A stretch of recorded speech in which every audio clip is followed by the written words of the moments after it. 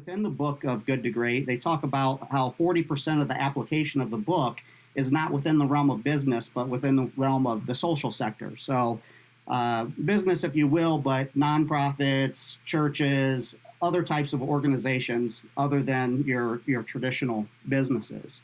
So I was just kind of curious how you got introduced to the content and why you continue to use it. Yeah, what's interestingly, I got introduced to the concept through when I was in manufacturing, plant manager and director of manufacturing, and I carried the concepts forward into the service sector, and they don't apply exactly the same in both sectors. And if I might, one of the big differences is on the hedgehog concept. When in our manufacturing environment, well, first of all, the hedgehog concept is where our passion, what we're passionate about, intersects with what we're great at, which intersects with what funds what we're passionate and great at, the three circles. So I found that the hedgehog is applied differently in a manufacturing environment than in a service environment. And the big difference for me, two differences really. One is the passion. And nothing against production environments, because I lived most of my career there, but it's more difficult for me personally to get passionate about manufacturing a product, say producing a paper clip. It's easier for me to get passionate about a service that we provide, such as providing hope of recovery or helping someone with suicidal ideation, not take the next step towards suicide. That's where in the services, that passion circle is almost a given. We're just filled with passionate people. So that leaves us the other two circles, what we can be great at and then what funds us. I found in the service sector, when you have people who are very, very passionate, they're typically really good at what they do because their passion is about their product, their service. Where I found a little bit of difference there is when we talk about the financial circle, the funding circle. And we have to be careful in the service business, especially in the behavioral health business, that we don't leave the impression that we're all about the money. And I've actually had employees ask me, well, why do we push the money? Are we all about the money? Well, the answer is no, but that third circle, the funding circle, is what we need to have in order to be able to follow our passions and what we're great at. And I kind of use the analogy of when I'm talking to an employee, if you were coming right out of college and you had a job that you were super passionate about and that you knew you'd be really great at, but they said they can't pay you, you probably wouldn't follow that, even though it is your passion and what you're good at. You'd probably find something where all three of those circles are more balanced. So that's kind of the differentiator I've seen between the manufacturing environment and the service sector. I think that's really great. So it's been your experience that the circle of passion kind of leads to the circle of what you're great at? I think it does. And if you really have a strong passion about something, I think it affects your work ethic and makes you great at what you do. Not by default, you still have to work at it, but you certainly have the drive and the desire to be great. Yeah, I've noticed a similar pattern with myself. It seems like the things that I excel at are the things that I practice the most, and the things that I practice the most tend to be the things that I really enjoy doing, or that I feel like I'm making a real contribution to the world. And in your guys' case, providing hope of recovery is really something to kind of get you up in the morning and get you going. And in fact, we're working on a project right now, and it's in conjunction. It's Cummins. We're helping to put it together, and it's also in partnership with NAMI, where everyone was holding up a sign that says, "Why care?" Well, literally everyone in this industry has an outstanding reason why they're here. We're all passionate about this work. So there were some really cool things that came out of that campaign. And they should both be releasing at a similar time, this video and that. So if you're watching this, stay tuned for that. That'll be coming up pretty shortly. Another thing that I was kind of interested in is most level 5 leaders, and what a level 5 leader is, it's a lot of things, but it's usually a leader that's more driven by the cause than by personal recognition. And they tend to be a little bit more humble. They tend to attribute the successes of the team to others and not to their own efforts, things along those lines. But another thing that's really common with level 5 leaders is for them to say that they were lucky. And right. It's been my experience that I try to manufacture luck. And that seems kind of like an unusual concept to me, or to a lot of people. But I believe that there are things that you can do to make yourself more likely to be lucky. And you won't see it coming, so it genuinely feels like luck, but it's because you've kind of stacked the deck in your favor. I was kind of curious if you had any similar experiences, or if you have any thoughts behind how you could become more lucky. Yeah, I do. And first of all, going back to your level 5 leader, I mean, it's that paradoxical balance of true humility and then just professional will. So it's I think it's more common, to be honest, in the service sector, because you almost by default have the passion, and a lot of times that drives humility, not always. But back to your question, luck. Well, my opinion, in real estate, you talk about location, and in finding luck as a leader, I think it's hard work. And I think there's a direct correlation between the people who work hard and the people who are perceived as lucky.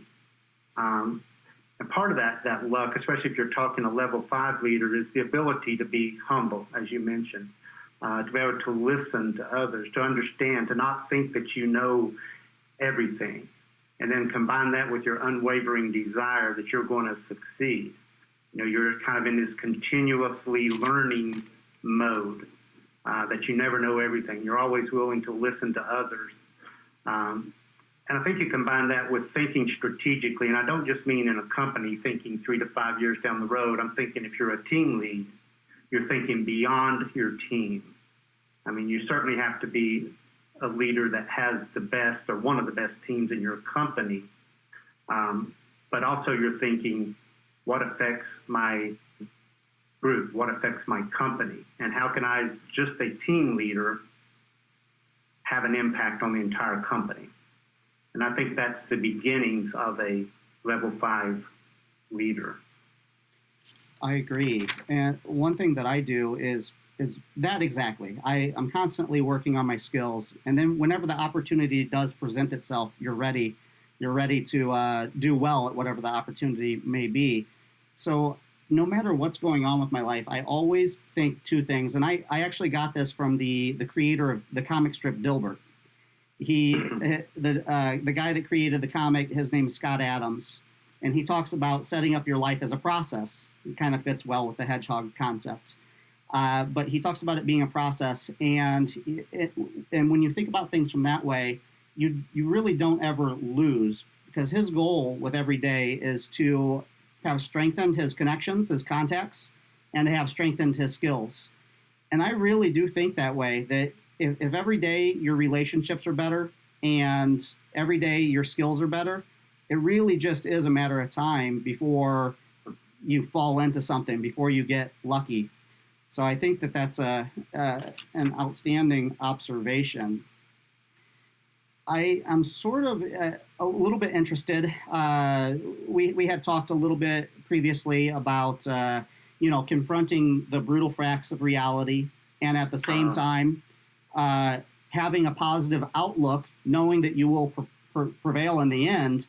But one thing that has always been a struggle to me, and I don't know if you've got any insight into this, how do you confront the brutal facts of reality without upsetting your team, or without having the team want to shoot the messenger when you're confronting the facts?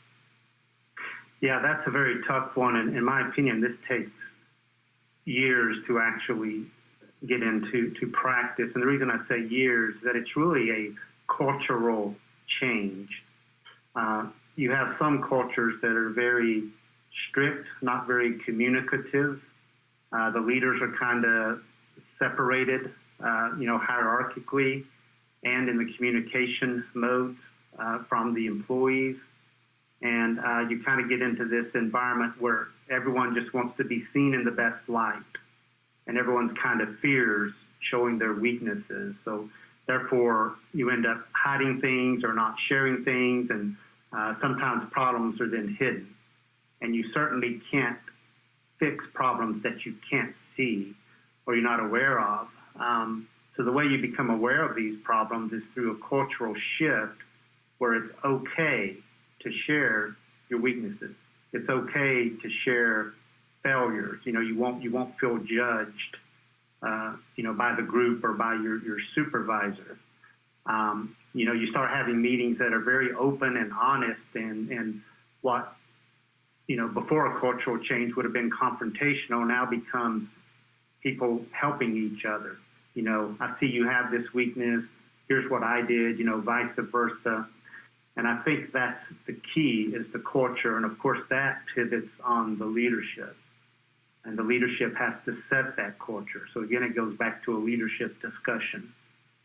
Another thing that I'm kind of interested in terms of when you're speaking of culture, just wrapping back to a culture of discipline, I have a list of things that are my priorities that I'm moving forward on, but I also have kind of an informal list of things that are on my stop doing list. It's a really big problem within people that work in digital marketing, social media, just because there's such an influx of everything that's coming at you. If you have all of your notifications set on your phone, it'll never stop. It'll just constantly be notifying you everything. So I think that it's important to have both a priority of what to do, but also know what you're not going to do. And these things are actually, I find it takes a lot of discipline to hold yourself accountable to your not doing list, because sometimes something feels like an opportunity, but it's not within the hedgehog concept. It's not, it might be a great opportunity, but it's a great opportunity for someone else. It's not a great opportunity for us.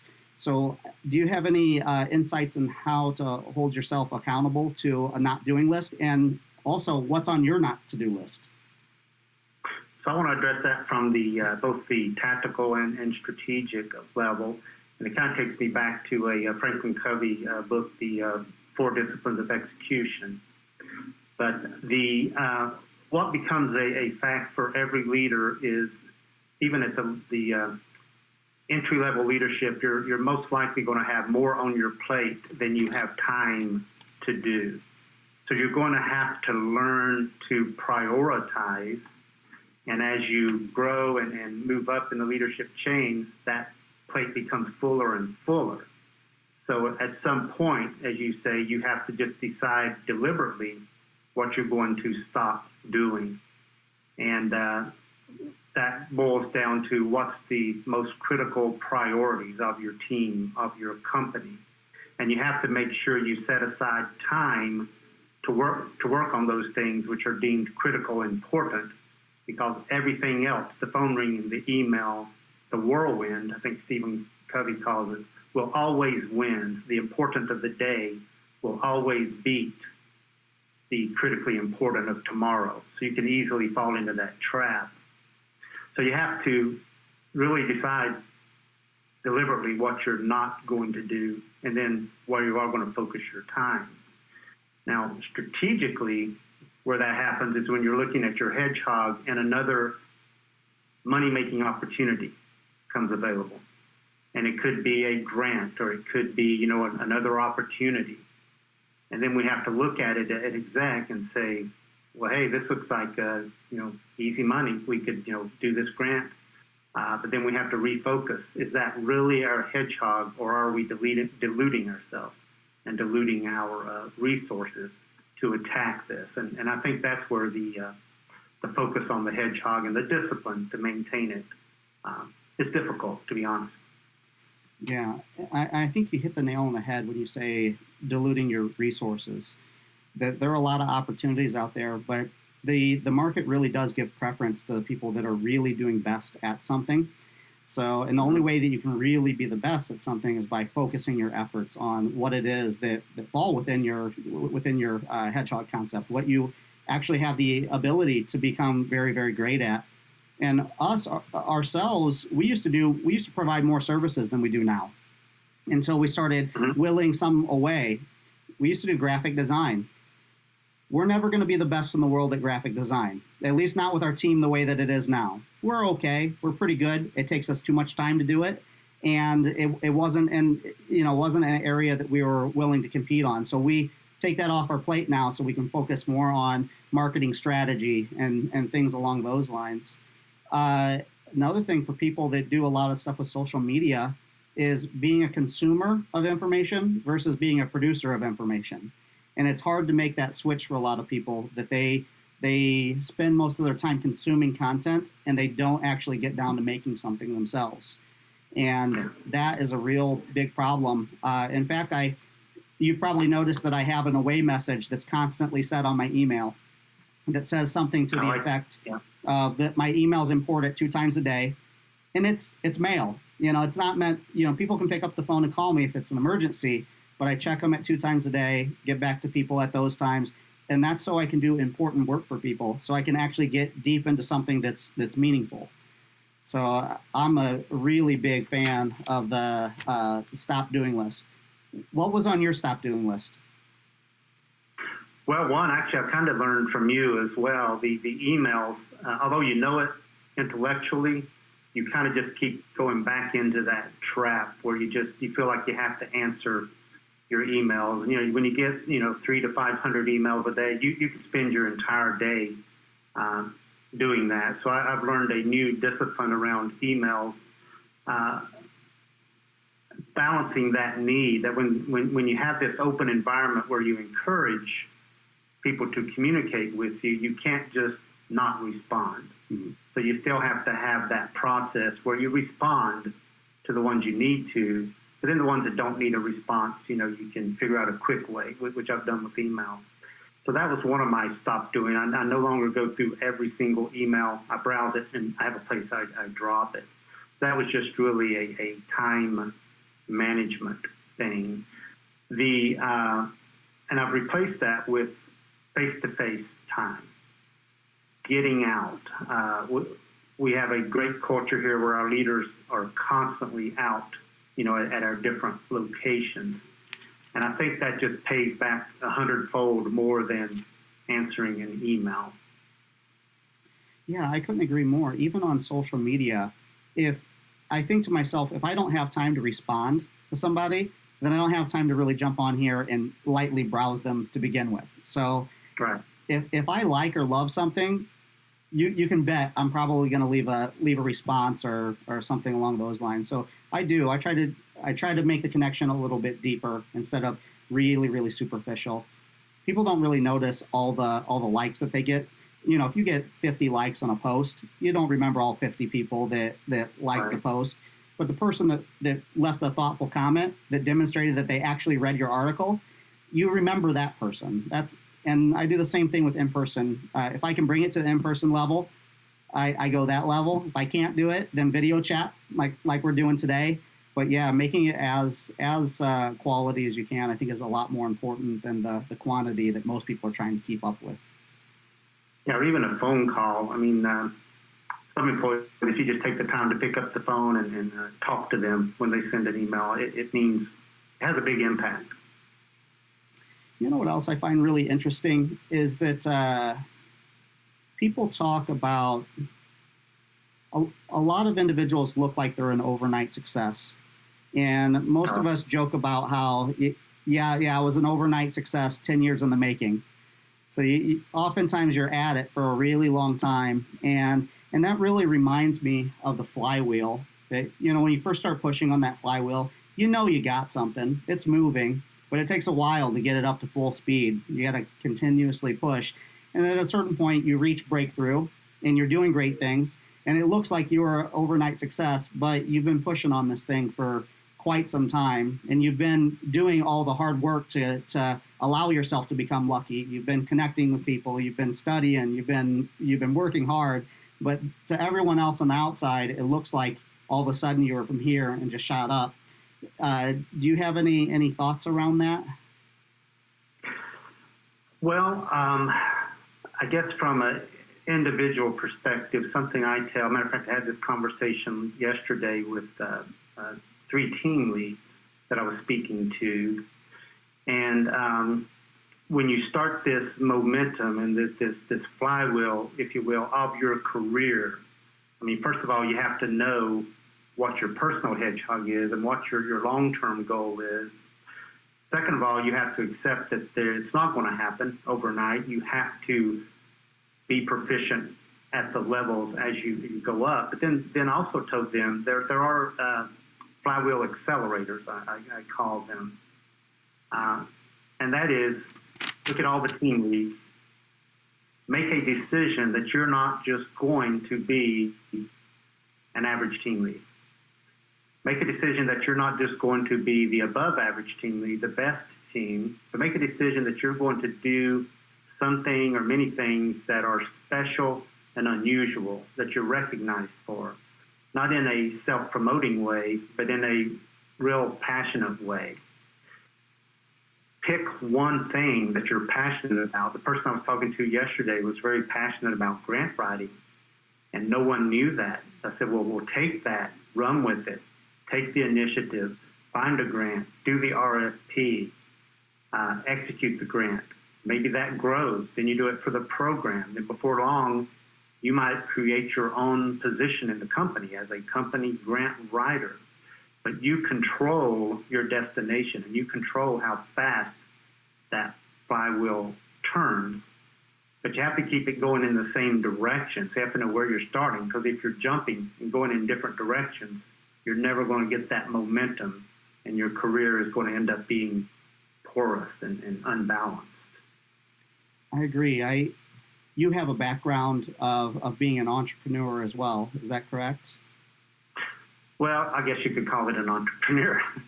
Well, the reason I bring it up is because I interviewed the CEO of Windrose Health Network, and he was describing something like what you're describing to me right now, that he really, really loves people that are entrepreneurial within the organization. So not necessarily owning your own business, but looking for an opportunity to solve problems.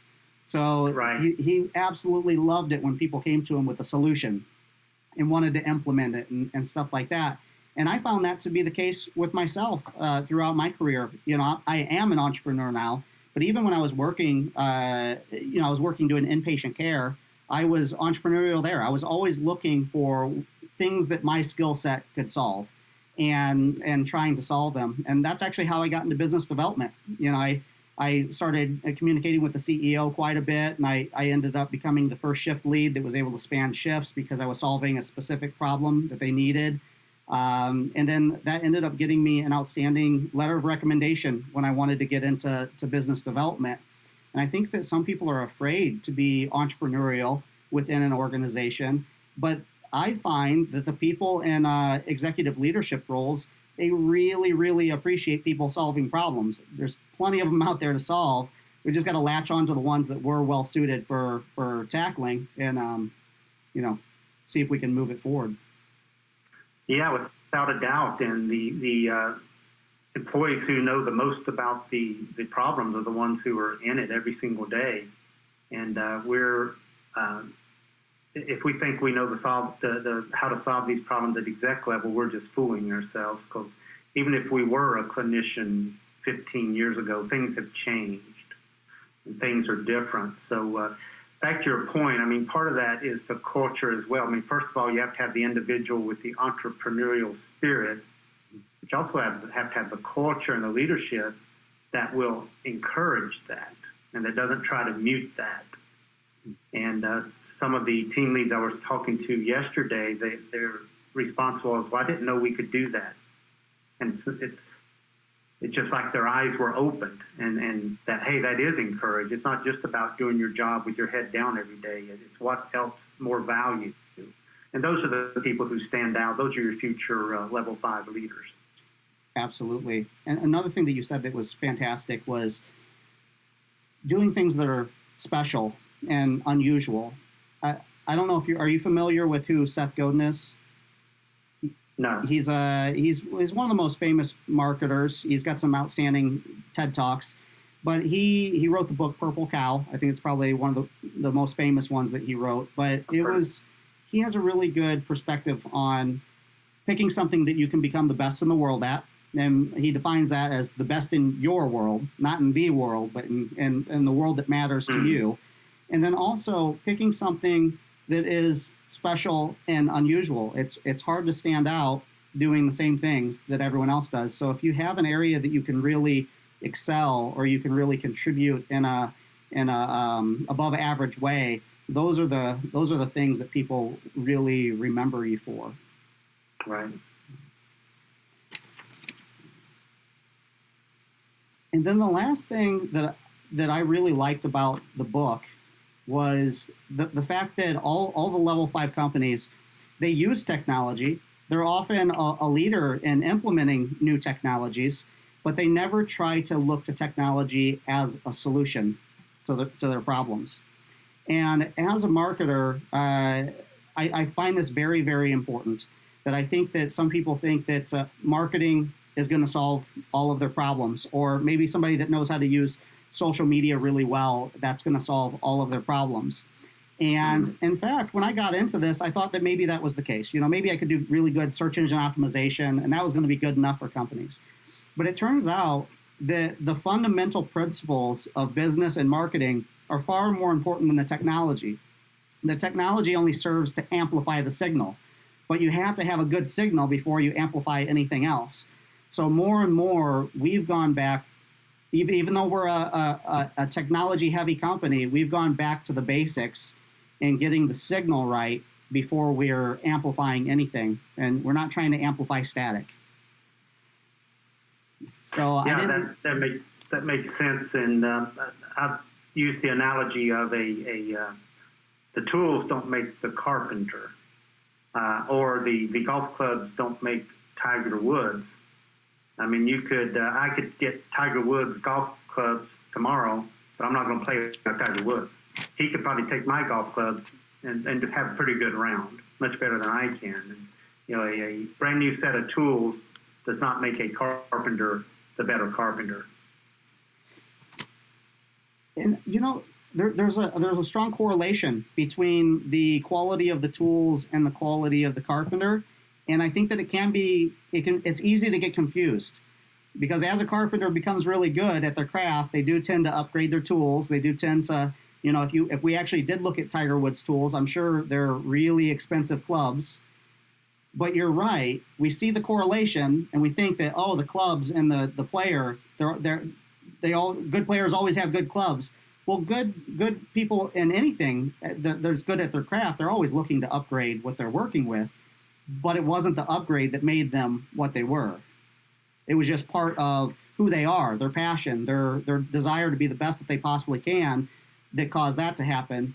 But, yeah. The upgrades helped accelerate what they already were. Absolutely. And that's a really interesting thing. People often ask me about stuff like that because we have video equipment that we bring places. We have different things along those lines. Somebody that knows how to do a good interview is going to get a lot further with their iPhone just because of their interviewing skills. Or somebody that knows how to write a good article, they're going to do good because they're good at the craft. And I often tell people that I wouldn't spend a lot of money on a really fancy camera until you feel like you've kind of maxed out the other things, because the return on investment is much, much higher if you work on the skill behind things versus upgrading your equipment. Upgrading your equipment, it just leads to a disappointment when you spent all that money and it's still not working. I agree. So I really appreciate you jumping on here with me today. Is there anything else that we should know that I didn't touch on about how to apply the book Good to Great to the social sector or to behavioral health in general? Maybe just one other thing. It's about the bus analogy. Getting the right people on the bus and then getting them in the right seat. I think that's such an important concept that the people, and specifically the people in the leadership positions, make all the difference. And I believe it was Jim Collins said that one of the most important functions of a leader is hiring the right people. And that's not, you can't just turn people over immediately. It takes time. And the measure is, if you look at a leader today and you, knowing what you know today, would you hire that person again? If the answer is yes, then all is good. If the answer is no or maybe, then one of your most important functions is to remove that person from that position as quickly as possible if you want to be a great company. And that's not necessarily a judgment of the person, because everyone has different skills, but it's just a judgment of, if you're going to make your company a great company, you have to have the great leaders in the right seat on the bus. Yeah. The latest person that we added to our company, I almost give more weight to the person's character. And I also do give weight to that. I think that they have the ability to learn this particular skill, but I would much rather have somebody that's passionate, has the ability to become very talented, than the other way around. It's hard to, even if somebody's really, really talented, it's hard to get them to do things if they don't really care. So I do agree strongly with that analogy. So it was great speaking with you today. I know you had a super busy morning and you still jumped on here. Thank you so much. Well, thank you very much for the invitation. I enjoyed the conversation.